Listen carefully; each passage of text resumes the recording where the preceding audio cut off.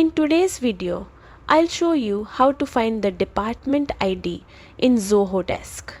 This is useful when you're working with integrations, APIs, or advanced configurations that require a department identifier. Let's get straight into it. Start by logging into your Zoho Desk account.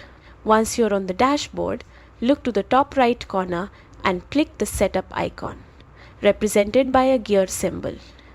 This will open the settings area where you manage your Zoho Desk configuration. From here, navigate to the departments section under the general or organization settings.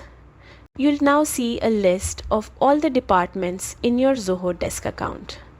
Find the department you're looking for and click on its name to open the department details page.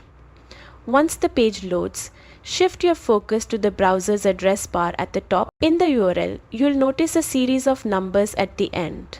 That number is the department ID. Each department has its own unique ID, and you can simply copy this number and use it wherever it's required. That's it. You've successfully found the department ID in Zoho Desk.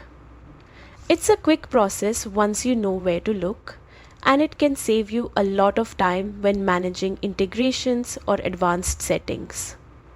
Thanks for watching, and feel free to check out our other Zoho Desk guides for more helpful tips.